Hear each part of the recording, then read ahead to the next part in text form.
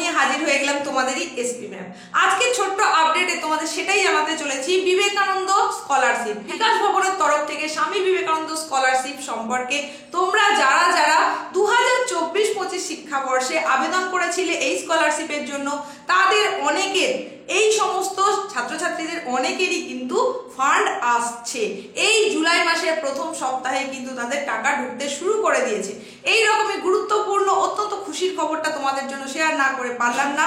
আরো তার জন্য যে খবরটা রয়েছে, যারা আবেদন করে উঠতে পারোনি 24-25 শিক্ষাবর্ষে যারা আবেদন করে উঠতে পারোনি, তাদের আবেদনের সময়সীমাও কিন্তু বাড়ানো হলো এই অনলাইন পদ্ধতিতে। তাছাড়া 24-25 শিক্ষাবর্ষে আবেদনের যদি সংশোধন করার থাকে তাহলে সেই সংশোধনের তারিখও কিন্তু বাড়ানো হলো।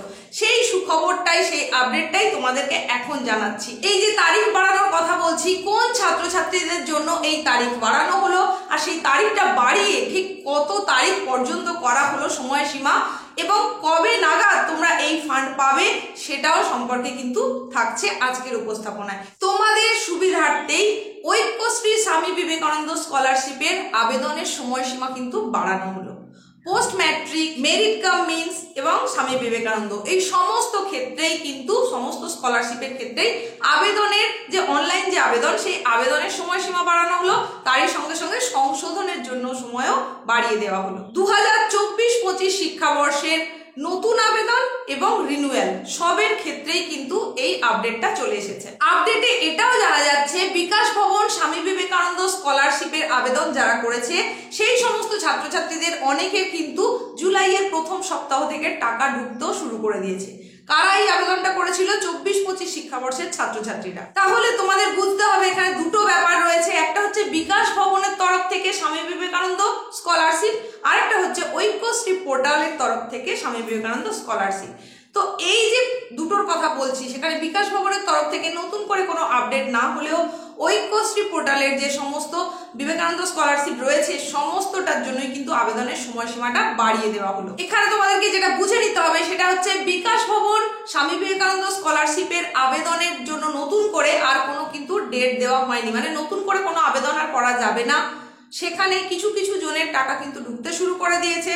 এই আবেদনের যে শেষ তারিখ সেটা সম্পর্কেও কিন্তু আলাদা করে ঘোষণা করা হয়নি। 24-25 শিক্ষাবর্ষে যারা আবেদন করেছিল তাদেরই কিন্তু টাকা ঢুকছে। এটা গেল বিকাশ ভবনের তরফ থেকে।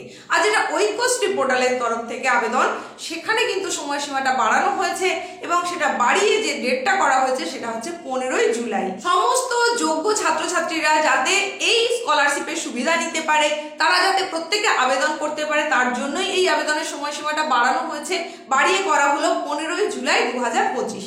তোমাদের যাদের যাদের আগের বছরের এই আবেদন করতে গিয়ে, অর্থাৎ 24-25 শিক্ষাবর্ষে এই আবেদন করতে গিয়ে কিছুমাত্র ভুল ত্রুটি থেকে গেছিল, তাদের কিন্তু এই ভুল সংশোধনের সুযোগ করে দেওয়া হচ্ছে। তাই তোমরা অবশ্যই যদি কোথাও কোনো ভুল করে থাকো ফিল আপের সময়, অবশ্যই ভুলটা সংশোধন করে নাও। আর যারা টাকাটা পাওনি বলে হতাশ হয়ে পড়ছো, তাদের জন্য বলছি যে ফান্ড অ্যাভেলেবেল হলে তবেই কিন্তু সেটা ডিসবার্স হবে।